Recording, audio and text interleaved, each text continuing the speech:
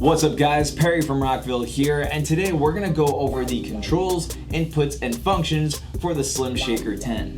So taking a look at this panel here on the front, we have the power LED indicator letting us know that the sub is powered on and working. Then we have the RCA input to connect the sub to a home theater receiver, interface, etc. Next we have the volume knob to set the overall volume for the sub. And then we have the frequency knob to set the frequency range coming out of the sub.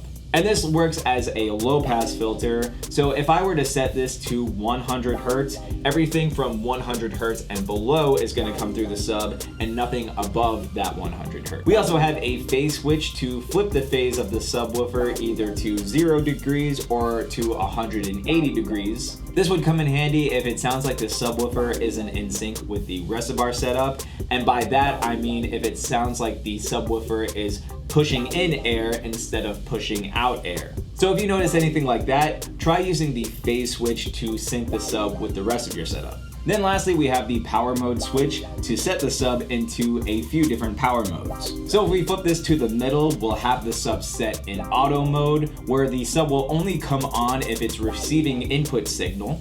And if it's not receiving signal after 15 minutes, it's gonna automatically turn off. If we flip this to the on position, the sub will stay powered on at all times. And if we switch this to off, the sub will be powered off at all times. So hopefully this helps break down the controls, inputs, and functions for the Slim Shaker 10. But of course, if you have any questions, comments, or concerns, feel free to reach out to our customer support team through phone or email. As always, I'm Perry from Rockville, and we'll see you guys next time.